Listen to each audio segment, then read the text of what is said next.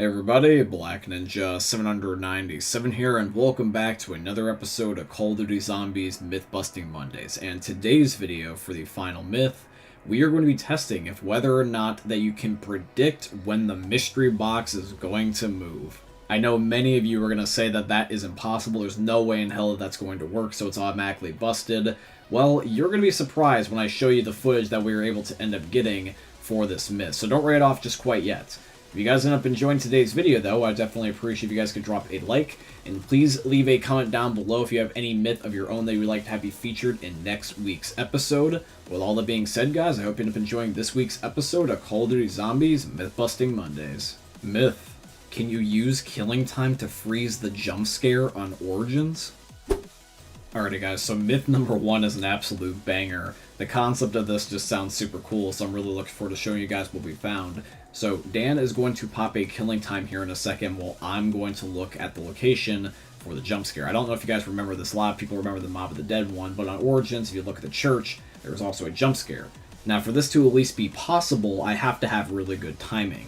So one of the ways I'm going to do this is have Dan stand in my peripheral vision and have it where when he eats the gobblegum, I can look at his character and end up judging it based off of that. So he'll end up putting away his gun, eat the gobblegum, and when his gun pops back out into his hands, if that happens, the killing time will now be active, and then at that point, I'm going to scope in.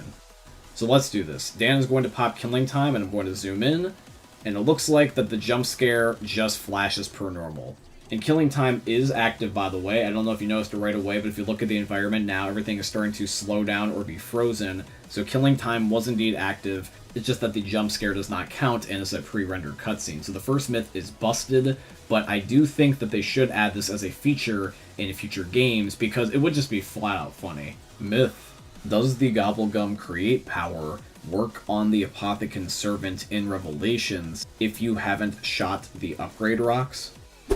Alrighty guys, so the second myth is going to be submitted in by my friend Tyler. Now at first I was a little confused on which gobblegum and method that Tyler was referring to, but I eventually figured it out and I got the gist. So, Tyler wants to know if you can take the create power gobblegum, which is the gobblegum that packs the weapon that you get out of the mystery box for you so you don't have to go to the pack-a-punch machine, does that end up working on the Apothican Servant? Now I'm about to get the Apothican Servant out of the mystery box here in a second, and I'm going to end up using this gobblegum on it. Now, at first, I almost did mess up here and miss this, but I am going to slow down the footage to show you guys that I did have the gobblegum active just seconds before I picked up the Apothican Servant. Now, unlike the Rift E9, which pack-a-punched as soon as I picked it up out of the box just fine, the Apothican Servant still remains unupgraded, which means that this gun cannot be pack-a-punched until you've done that side quest where you've ended up getting the rocks out of the sky, which means that the second myth is busted. You can't use create power as a shortcut to work around the side quest. You still have to get all the rocks and do this legitimately. Myth: can you unpatch the liquifier in Dirise? Okay, so I know that for myth 3 here, you guys are going to automatically call bullshit, because this sounds like a Jimbathy video. But yes, supposedly there is a way you can unpatch the liquifier, which is one of the statistically best wonder weapons we've ever had in the map Dirise.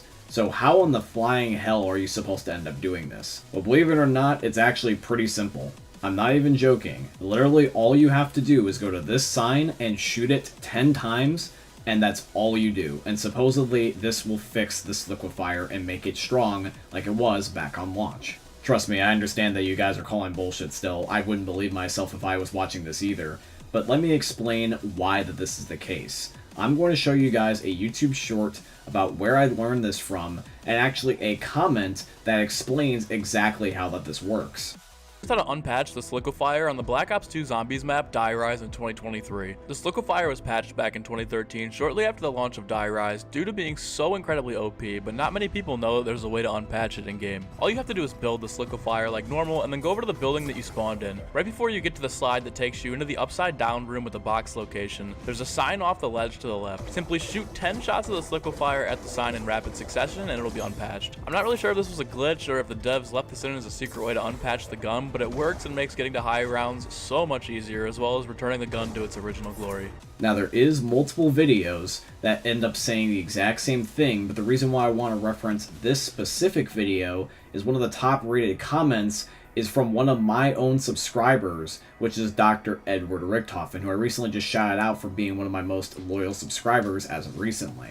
He says, and I quote, "The reason that this works is because there's a failure to close meshes in between textures on that billboard, which causes your liquifier shots to fall through the mesh down to the bottom of the map, and definitely stacking your shots on top of each other, effectively stacking your damage infinitely." So this is 100% a glitch, and I know totally looks suspicious, but it's just very much out of coincidence. I promise you guys I would not steer you wrong and end up including this in an episode had I believed that there was even the slightest chance that this was fake. Which I understand that no matter what I do to try to prove to you that this is real, that some of you are going to believe that this is fake. But I trust my one subscriber, and I did my research, and I'm fairly confident that despite how silly this looks, that this third myth here is confirmed. I probably will never end up understanding why or how that this works, but I will say this is shout out to the guy that had a whole bunch of free time on his hands and was just shooting the map randomly and found this out.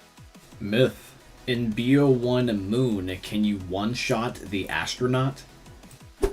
Alrighty guys, so myth number 4 is going to be submitted by Dr. Richtofen. In fact, I believe this is the exact same Richtofen, which is kind of funny. So guys, I am going to end up trying to one-shot the astronaut in BO1 zombies, which is going to be a little bit harder to do because I'm used to the mechanics of everything being overpowered within Black Ops 3. There's only so many things in Black Ops 1 that can do a lot of damage, so what am I going to do?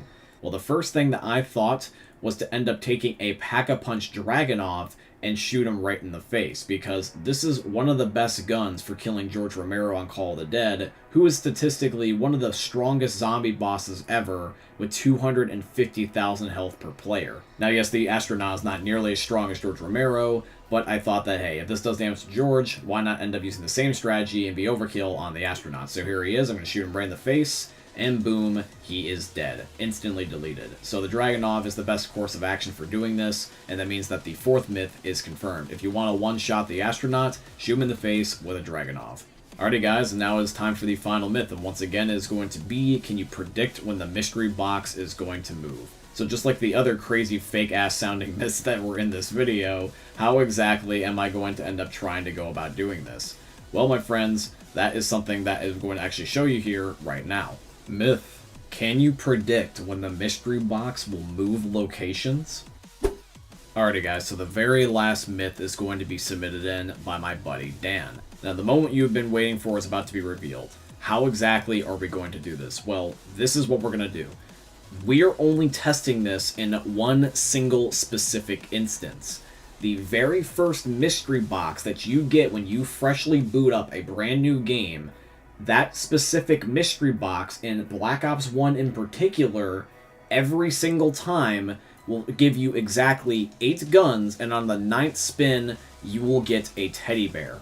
That is going to be the prediction that we're air quote making, so that way you can figure out when it's going to move. Supposedly, this is something that was built into the code for the mystery box on Black Ops 1, and that's why the box is supposed to function this way. And it does make somewhat sense, given the fact that it's your first mystery box. They would not want to have it where the players would have it go away after like one single spin or something like that, so I totally understand why there's probably a few attempts for at least your very first mystery box. But let me ask you guys something. Do you even believe that this is true? I want to get your takes and opinions on this because the result at the end is going to be not something that you're expecting. And if you guys have been watching the video very closely and keeping track of all the box spins in the background, you will know that I'm about to get my 8th and 9th pull on the mystery box. So on this 9th attempt here, I should, according to this strategy, guaranteed get a teddy bear. And I do. Now, obviously, and understandably so, you guys would just say that, okay, that was a one-off, that's not going to happen twice. So to make sure that that wasn't a fluke, we're going to try that again. So here is going to be some gameplay of my buddy Dan trying it. So he got his first box spin right here with an L96, his second one was a CZ, his third one is a Thunder Gun, his fourth mystery box spin is going to end up being another CZ75, his fifth is going to end up being the AUG Assault Rifle, his sixth is going to end up being the HK LMG, his next attempt is going to end up being the FAMAS, and then the very next attempt he's going to get a ballistic knife. So the last one here is going to be a teddy bear.